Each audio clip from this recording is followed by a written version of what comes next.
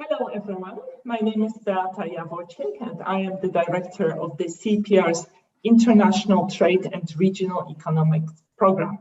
It is my pleasure to welcome you to a new seminar series.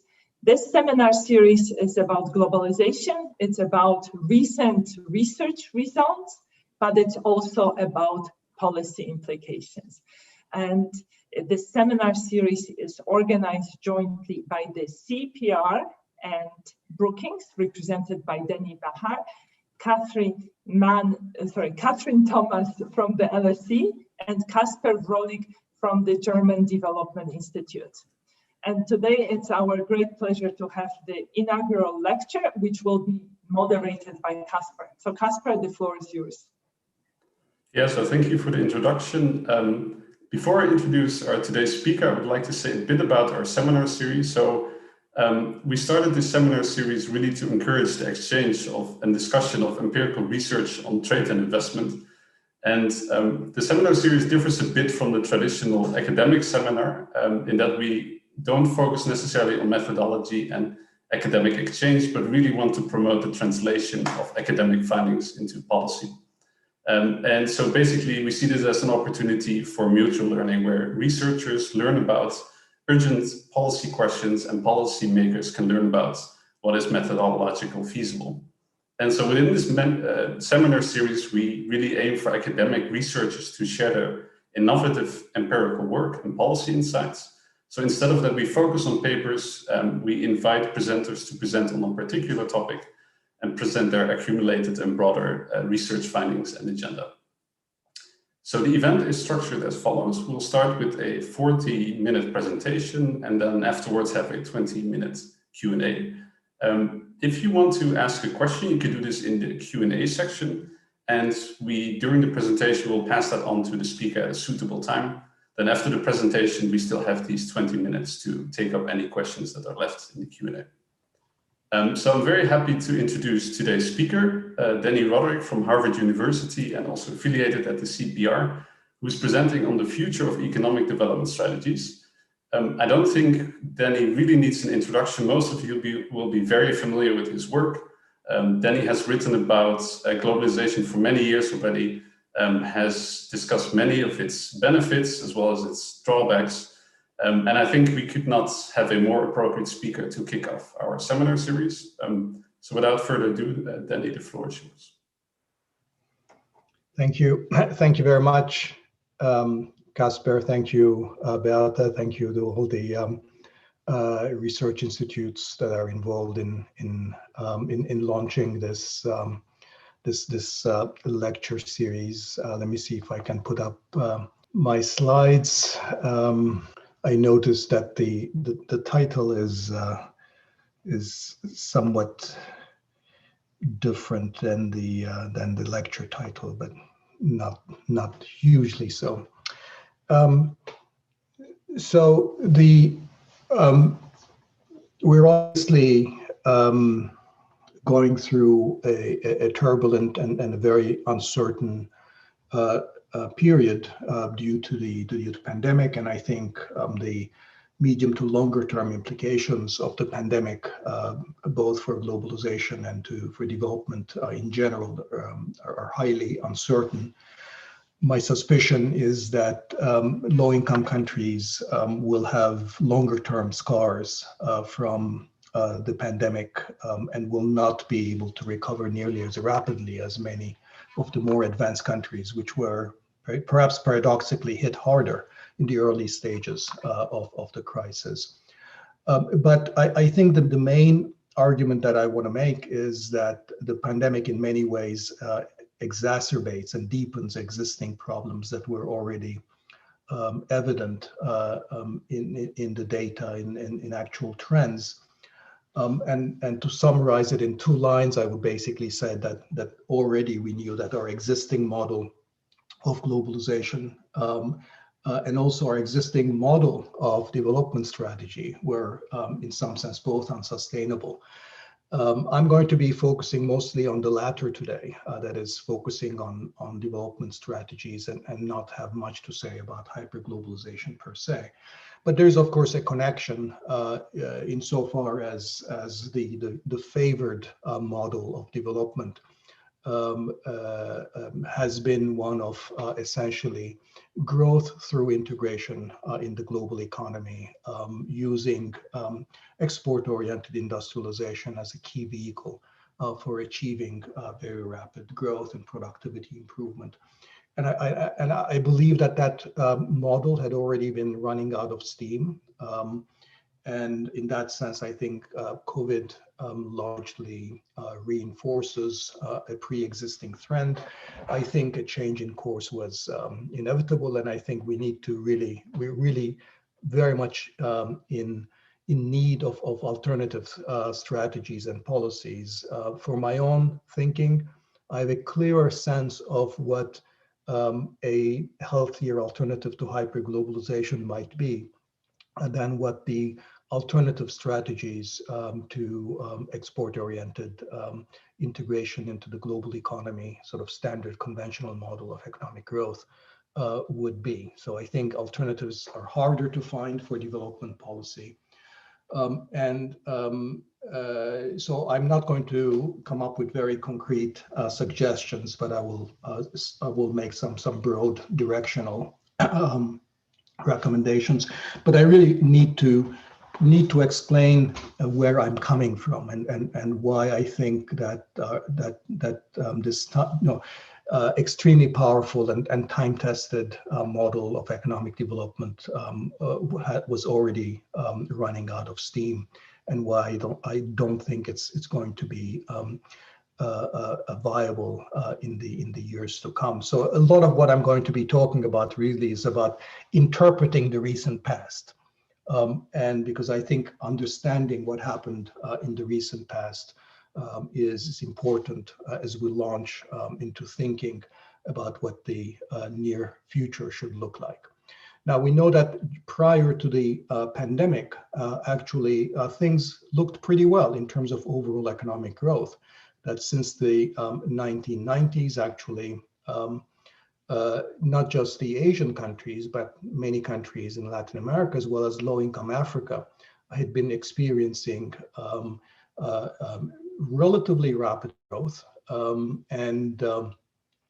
You can sort of these are smoothed growth trends for developing Asia, Latin America, and Africa. And you can see sort of the bounce back in growth, certainly in Africa after the 1990s. And for a brief period, Africa on average actually grew as rapidly as it had been in the immediate years after independence in the 60s.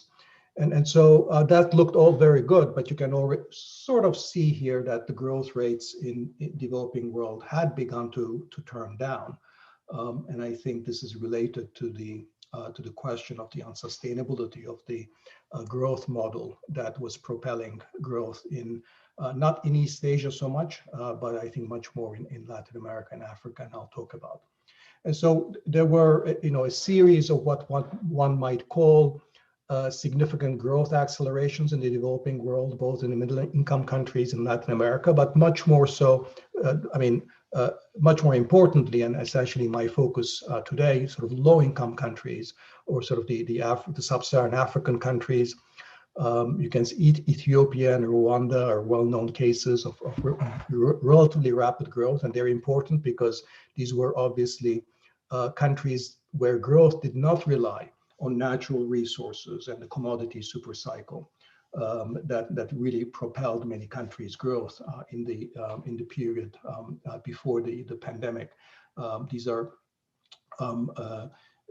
are resource poor countries, so there was something else going on there, which is interesting and important to understand. So in the spirit of the series, I'm not going to be talking about any particular paper, but there's a series of work, some of which is joined with my co-authors Maggie McMillan and Xinshen Diao and Mia Ellis on that I'm going to be drawing on in my presentation. So the broad title is sort of, is really about about my skepticism about the possibilities of high return to growth, even abstracting from the implications of the pandemic. But there are sort of four broad questions, specific questions rather, I want to examine. So why has industrialization traditionally been the key to rapid growth?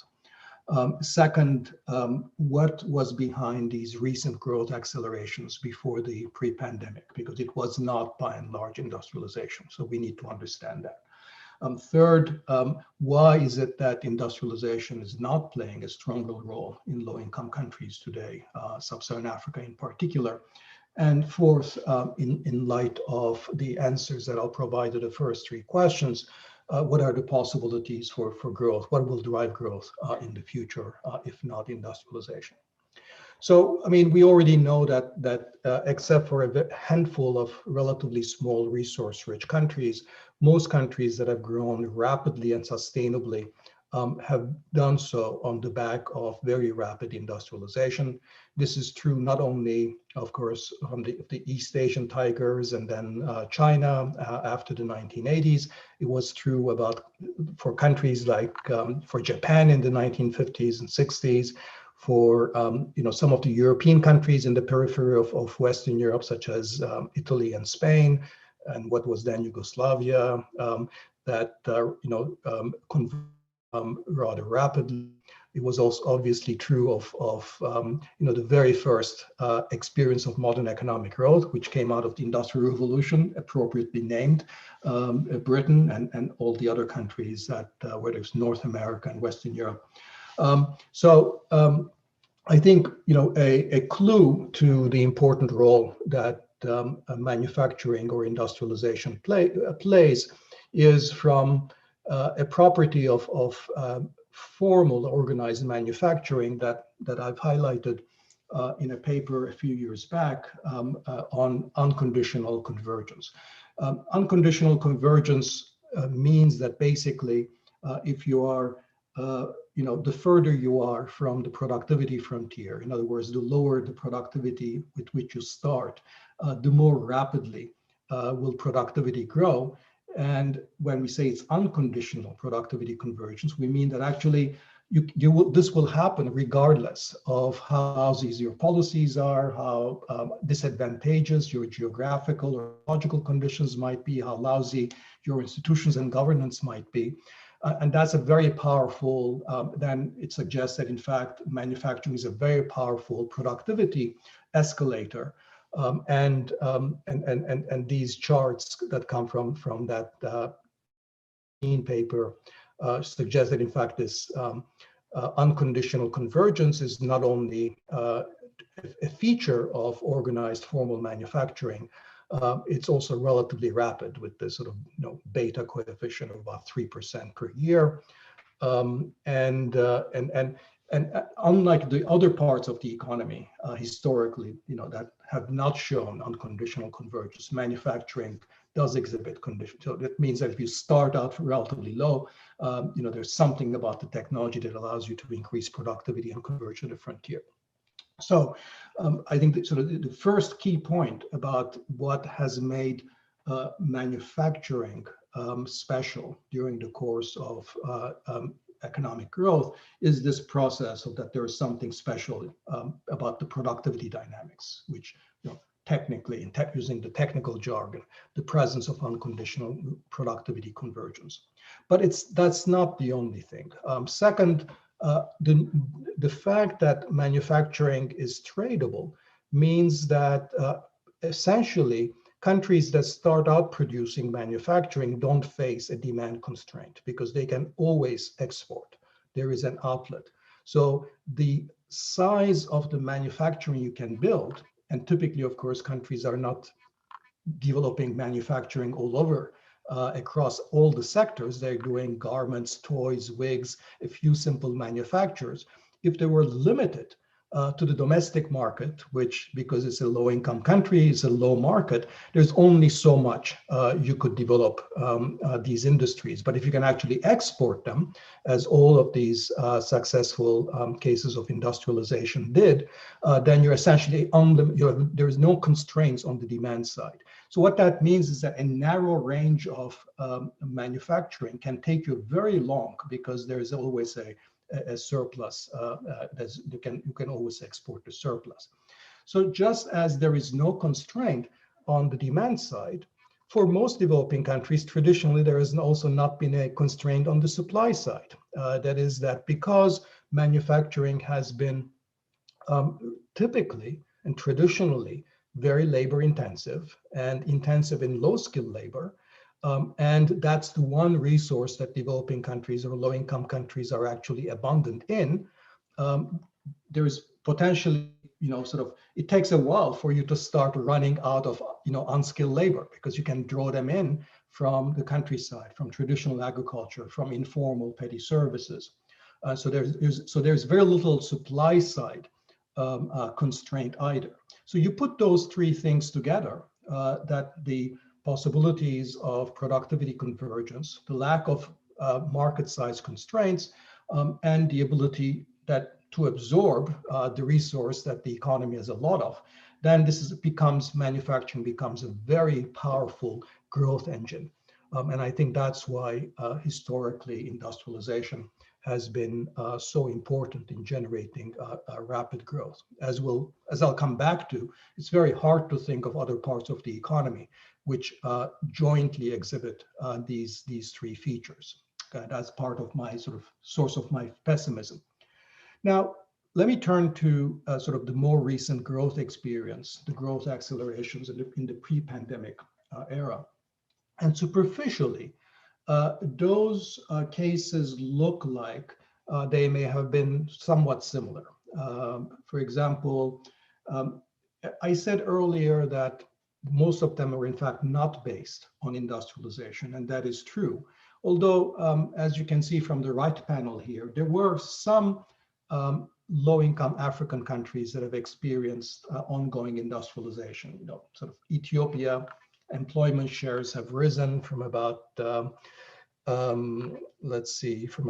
Ethiopia is the blue line, from 2% of the total labor force in 1990 to something nearly 10% by 2018. So there was a process of industrialization going on. But as you can see in this picture, it was highly uneven across low-income countries. And there are very, very few countries that have sort of consistently and rapidly industrialized along the the kind of East Asian. Nonetheless, and that's what the left panel shows here, a lot of the overall productivity growth or overall growth in these growth accelerating countries was driven by structural change. That is, people coming out of relatively low productivity agricultural activities into more productive urban occupations. Not necessarily always manufacturing, but relatively higher productivity services compared to where they were coming from. Okay, and that's what you see in that the sort of the structural change component of growth was fairly sizable for Africa, if you look at the countries that experienced this growth acceleration. And so superficially, the similar process of structural change seems to be driving in, although structural change was not necessarily always towards manufacturing industries. But if you look at sort of some of the specifics, particularly into what was happening in manufacturing, and that is also true of the other types of services that expanded, is that in fact, where it matters, the expansion was very, very weak. So earlier, when I said that you have productivity convergence, unconditional productivity convergence, I was of course referring to the formal organized parts of manufacturing. And in low-income countries, and here are sort of two African countries that I'll come back to, Ethiopia and Tanzania. This is from sort of the most recent work, that the growth in formal employment in manufacturing was really, really disappointing. Tanzania did not experience a whole lot of industrialization, so maybe it's not that surprising. But Ethiopia did. And there you can see, if you look at sort of two measures of formal employment coming from two different sources, it's essentially flat. And all the increase actually is increase in informal employment.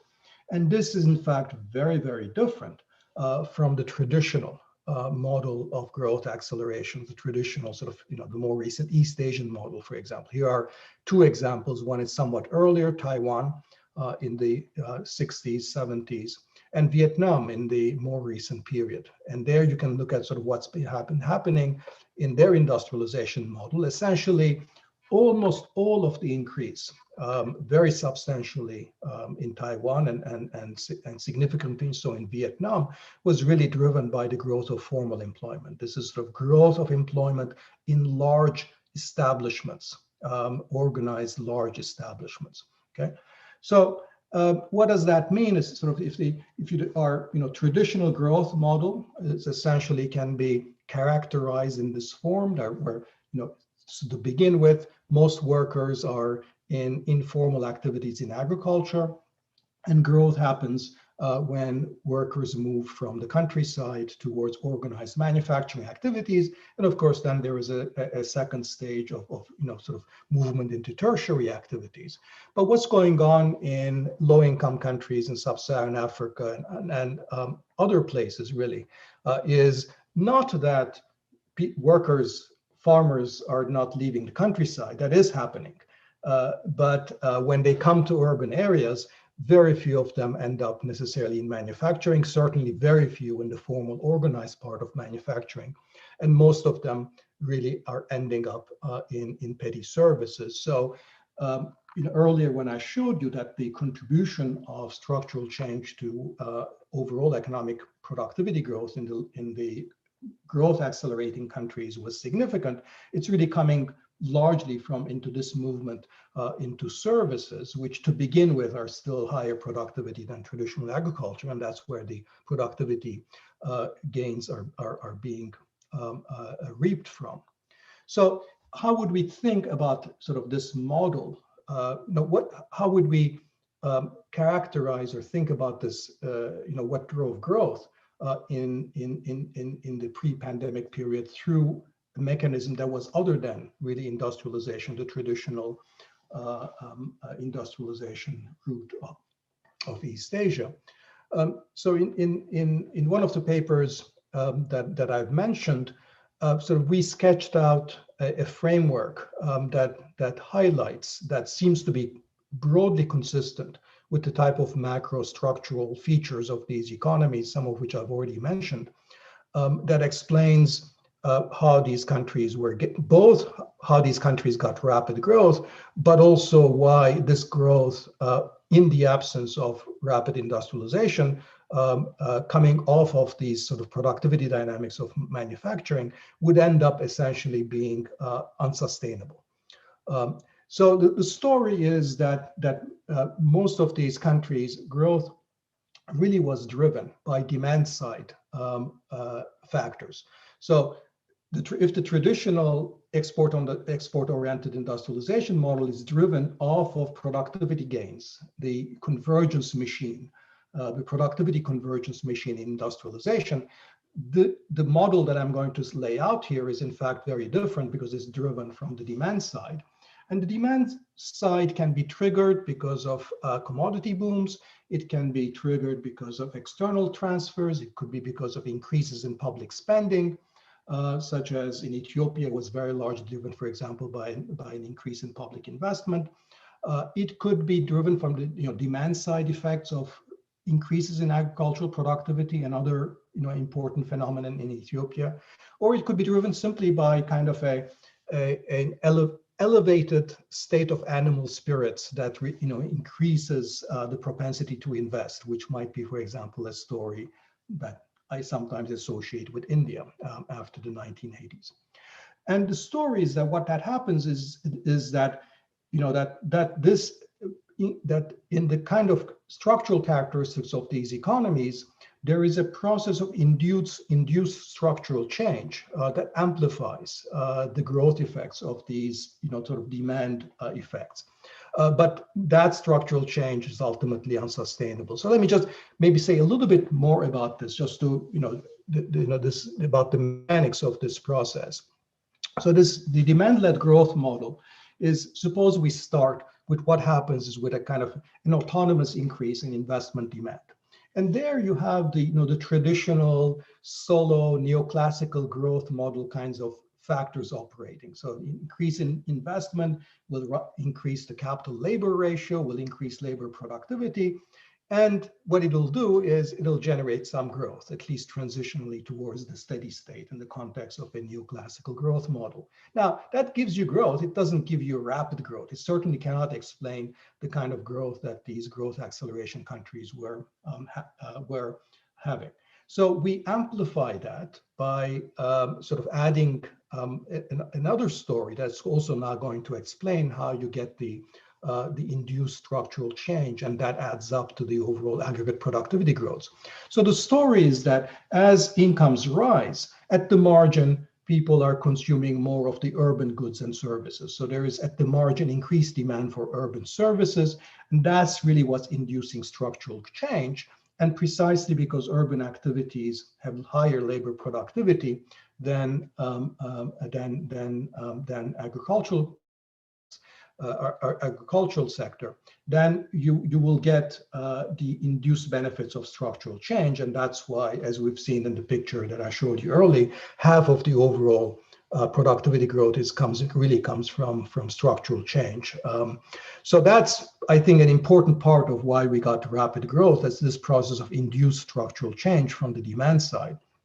And the reason that this is unsustainable is because if what's driving structural change is the demand rather than endogenous process of productivity growth, as in the traditional industrialization model, then what we're having is at the margin, we're going to have an expansion of marginal services and perhaps informal manufacturing, and that's going to start to drag down the productivity in the urban services and the urban areas. And in fact, this initial productivity gap between agriculture and the urban areas will tend to diminish. And when we look into the data, that's exactly what we find, which is that in low-income Africa, that there has been a negative correlation between the contribution of structural change to productivity growth and the actual productivity growth that these countries experience outside of agriculture. So the more rapidly, in other words, workers were moving into urban areas, the more depressed was agriculture, the more depressed became productivity growth in the urban areas. So this is very different from the sort of, the industrialization-driven model of Asia, where in fact the correlation between structural change and productivity growth outside of agriculture is positive, as in the right panel of this. So I think that, so this is the story about why sort of we experience so much non-industrialization-based growth, I think, before the pandemic, and also why we're beginning to see that tapering off, and why, in my view, it would not have remained sustainable. So it's a more complicated story than simply just demand-driven commodity cycle or the public expenditure, because it did create this productivity dynamics due to induced structural change. But nonetheless, it was running into limits. It was going to run into limits. So let me now ask the question of the possibilities of industrialization and what's actually happening with respect to manufacturing, to get a little bit deeper into what I think are some of the reasons why there are some structural or significant or technological obstacles to industrialization in these low-income countries. In this most recent paper with my co-authors, we have looked at the evidence on the manufacturing sector in Ethiopia and Tanzania at the level of individual firms. And the basic story that comes up is in the last bullet points in italics, which is that there's a very interesting dichotomy between large firms and small firms. Large firms actually have pretty good productivity performance. but they have very little employment growth. On the other hand, small firms have good employment performance, they have good employment growth, but very poor productivity performance. Okay, and there is a whole series of existing hypotheses on sort of why productive dualism of this type might operate. A range of market failures, government failures, high labor costs, and so on. I think those are clearly, features of these environments, but they don't necessarily explain fully the picture. The part of the argument that I really want to highlight has to do with something that has not received much attention, which is with regard to the available technologies. How do firms become more productive? They become more productive by acquiring technology. In these countries, it's going to be mostly acquiring technology that's on offer in world markets, or it's what's embedded in the machinery, plant, and equipment that they can import. Now, we know that what has been happening over the last few decades is that manufacturing has become increasingly skill and capital intensive. In other words, innovation in manufacturing in the advanced countries has responded to the relative scarcity of low-cost labor at home and the relative cheapness of capital to essentially have a kind of an induced pattern of technological change that is highly capital intensive and skill intensive. And so what that means, I think, is that firms in the low-income countries, in developing countries that want to be productive, import productivity, have to essentially import technologies that are ever and more inappropriate in terms of their their technique, production technique, relative to their underlying factor endowments.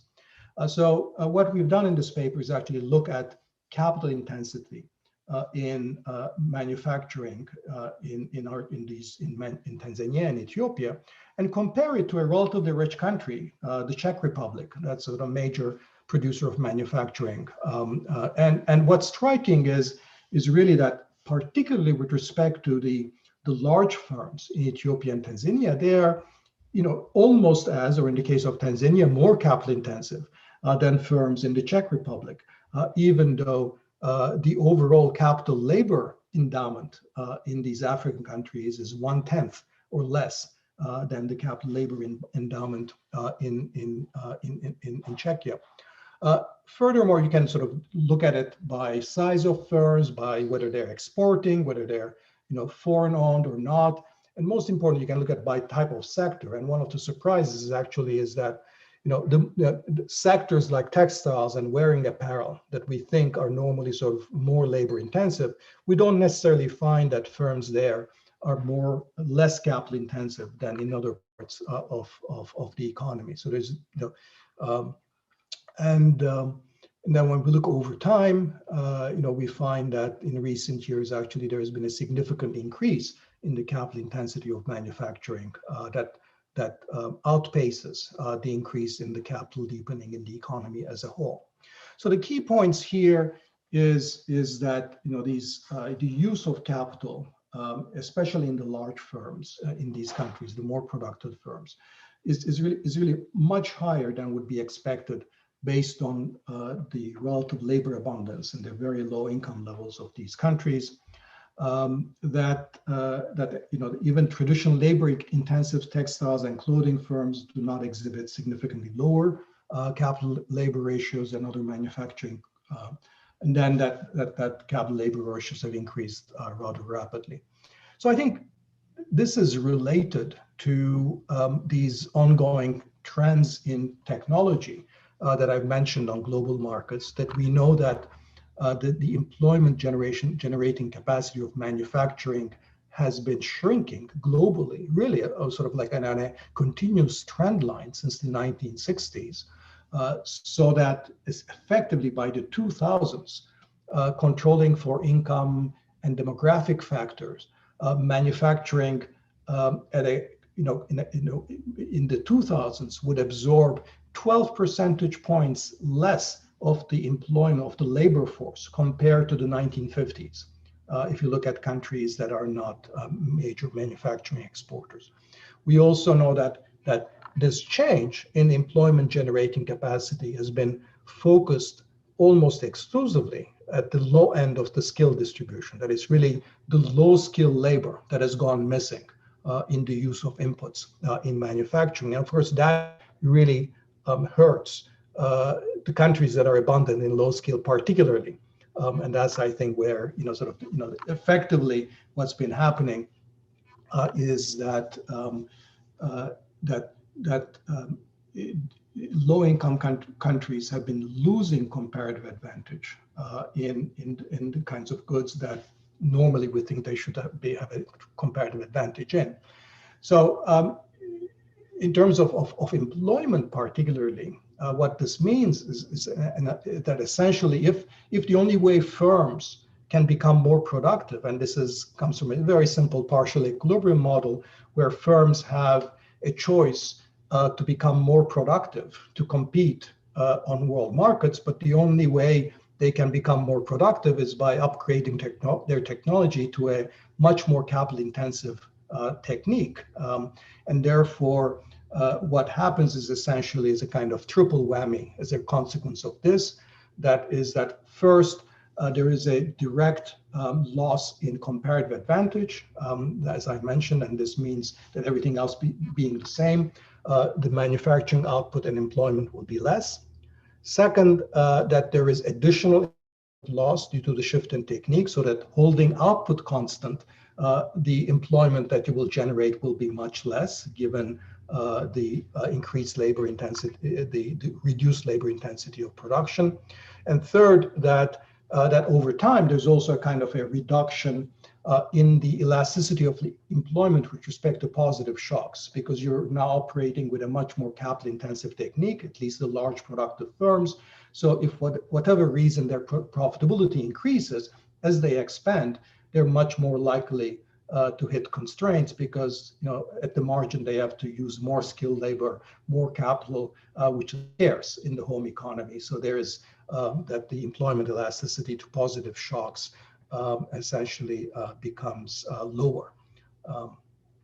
So I think that's sort of the story about, I believe, about some of the problems with manufacturing in low-income countries today relating to global technological trends, sort of on top of all the other problems that might exist domestically with the inability to nurture manufacturing. But I want to suggest that it's not just failures of domestic policy, it's really fundamentally related to these global trends in technology. So if manufacturing is not going to be absorbing high productivity, is not going to create high productivity jobs, can agriculture and services do it? Well, I think in agriculture, certainly there are significant productivity gains that are possible, and I think we've seen this in some of these low-income countries. But the problem is that it's hard to imagine that agriculture will be, in the medium term, a kind of a labor-absorbing sector. So everywhere we've seen enhancements in agricultural productivity, agriculture also has continued to lose workers, if anything, more rapidly. So the question is, yes, absolutely, agricultural productivity is very important, especially when so many of the economy is in agriculture. But that's not going to be the solution to the structural transformation problem, which is that they'll still be releasing labor and you have to figure out where that labor is going to go. Well, that obvious then sort of remain, the answer then would be, how about services? Sort of very loosely, services really are two types. You can think of very high productivity tradable services such as IT, finance, business services, and some countries like India and the Philippines have generated significant amounts of employment, although relative to their economy as a whole still remains low. The problem is again the same problem, that these tradable services are skill intensive for most of these countries. So India, which has the longest experience of essentially having developed IT and business services in this tradable segment, really it just remains a tiny part of the economy, is in no sense is a growth driver for the economy, simply because it's not the answer to India's development challenge, which is where will India's current workforce go? Not where will the skilled, 2% of the labor force find jobs. And the rest of the rest of services tend to be sort of non-tradable, low productivity, and then they lack this sort of both the productivity convergence feature, and also because they have to serve the domestic market, they cannot expand independently from increase in overall incomes and demand, and therefore overall productivity in the rest of the economy. So they cannot be really growth drivers in the sense that manufacturing traditionally was. So that leaves us, with this dilemma and this conundrum that I really don't have a very, very good answer to. And the problem is that the advanced and the technologically most dynamic parts of the economy are essentially not labor absorbing. So in the case of manufacturing, global value chains have created, on the whole, very little employment, and their links with the rest of the economy have remained rather limited. There are pockets of tradable services, but as I said, they tend to be skill intensive. Non-traditional agriculture, absolutely, but again, it will continue to release labor. COVID-19 will, deepen this divide between the skilled and the other kinds of jobs. So the problem of sort of the question of where will these productive and for these countries middle class kinds of jobs come from, then it really becomes not just a problem of equity and inclusion. It also becomes a problem of growth, because if you can't get growth off the back of sort of the most advanced tiny islands. We have the problem of Mexico, where the North is doing absolutely well, very productive enterprises plugged into global value chains in the North American market, but the economy as a whole is doing terribly, or has done terribly, because it just essentially not only remains low productivity, but it's actually the expanding part of the economy in terms of employment. Okay. And I mean, even though this is not our topic, I would also say that some of our political problems about the rise of right-wing populism, for example, are related to these structural economic problems. Okay, so I'll just so this is really my last slide. I think we will need strategies that are at the margin. I think much more focused on the domestic market, because they're at the margin. Most of the employment will be created in services, and I think it's a different set of policies that will have to work both on the supply side in terms of trying to achieve broader based productivity growth, and I think what's important, as a source of demand for these hopefully more productive services, an expansion of middle class. So that would be the demand side. So policies that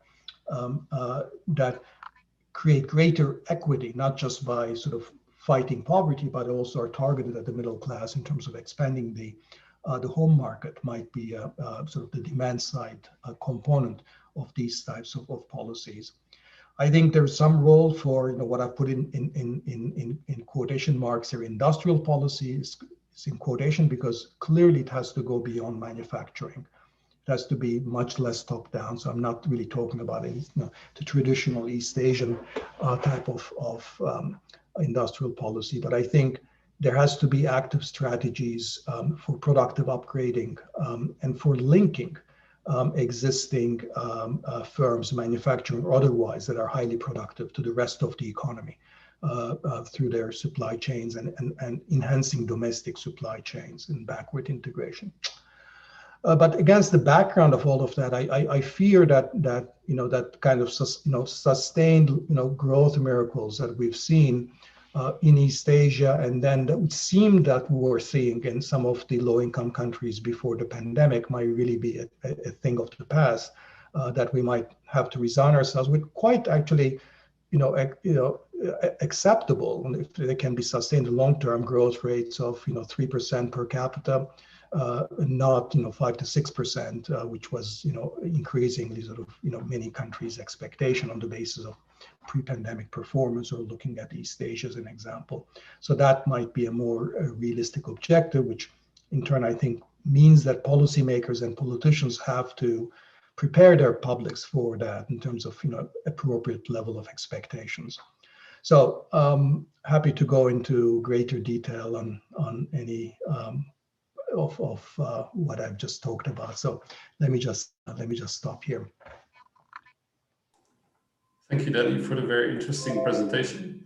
There are already a few questions in the Q&A, so if you have any questions, please put them there. I'm not sure if maybe the panelists or the organizers already want to ask some questions. Maybe Beata, you start, and then I'll forward some of the questions from the Q&A. Thank you, Casper. Danny, thank you very much for a thought-provoking presentation, somewhat depressing, right? So why haven't these growth miracles materialized in Africa? Well, one answer is that once you adjust labor cost for skill and for adverse business environment, simply it wasn't that Africa was losing competition with Asia. But could COVID present an opportunity in a sense that it has drawn attention to what some people would call excessive reliance on sourcing from Asia? So there will be push for diversification. Asian wages are going up. So if African countries did improve their business environment, perhaps this is a moment where they could jump on the bandwagon of industrialization. Yeah, I mean, this has always been our hope, that would be as China and other countries sort of raise their labor costs, that industrial manufacturing would move increasingly to Africa, and as you say, the diversification imperative might add to that. But I mean, I find the technological trends very troubling, suggesting that it's you can, if your concern is about exports, I think you can get still a lot of exports. You can even generate a lot of value added. My concern, if you look at it from the perspective, so what's going to prevent these manufacturing sectors that are actually successfully competing, either in their home market or in global markets with pre-established exporters? What prevents them from looking like the natural resource enclaves that traditionally have not created growth, broad-based growth, because they are very capital intensive. They employ very few people. I mean, my fear is that these manufacturing sectors are looking increasingly like that, and that if we don't figure out ways of deepening their links to the home economy through proactive policies, that they're going to remain rather very, very weak levers for pulling up the entire economy up. Now, I think there are, in one of the charts that I showed you about the manufacturing employment shares in low-income Africa, in most of them, they're still very, very low. So even within my limits, that is that they won't experience as much industrialization Korea and Taiwan did, or not, or even as much as Vietnam is likely to have, there's still some room for growth. I mean, in Tanzania, if the numbers are to be believed, the manufacturing employment share is like 3-4% of the total workforce. I would not say that's the limit, even with my sort of excessive pessimism on capital intensity. So there is room. So I wouldn't give up on manufacturing, but I think that story that Africa is going to be the next sort of manufacturing, low-cost manufacturing, and that what has prevented that from happening is the very poor business environment in Africa. I think it's very partial story. Low labor costs. I mean, we were struck at how low the labor share of value added is. Labor costs are still very, very low in these countries. And yeah, business environment isn't great, but business environment was terrible in South Korea in the 60s and early 70s. So I think there's more to it than just let these countries get their business environment right and open up their arm to international trade and open up. Now, what a lot of these countries are doing is hoping that a certain amount of import substitution and regional integration might help manufacturing too, and that might be an additional kind of tool. But again, I'm not saying give up on manufacturing, but I'm saying you just have the margin. You have to pay a lot more attention to other sectors compared to 20, 30 years ago. So maybe related to this, one of the questions here in the chat is, what are the industrial policy targets beyond manufacturing that are promising for Africa, for example? So someone else also asked, what is the difference between the industrial policies in East Asia versus the ones that African countries, for example, can use now? Is there a difference in way they can deploy them? Yeah. Well, I mean, I think the East Asian model of industrial policy is that it's sort of like a matrix where you select a number of sectors and then you have a number of policy tools, instruments, whether it's like export subsidies or credit incentives or tax incentives, and that's your industrial policy. So and then and I think this is not very suitable in today's environment, both because it's not clear which sectors you would choose. Traditional problem with industrial policies, how do you know? And so I think the kinds of industrial policy that's required, or I like better the term productive development policy, which I think was first used by the Inter-American Development Bank. I think so. I borrow it from them, because it doesn't focus on industry per se. So productive development policies will essentially requires, much more of the provision to firms of services and public inputs that are tailored to their own particular needs.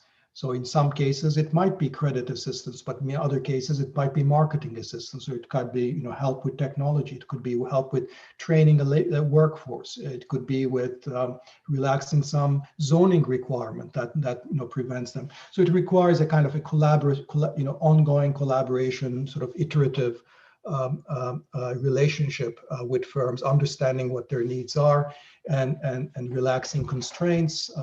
So you need to set up processes and governance frameworks whereby such dialogues, ongoing dialogues, can take place.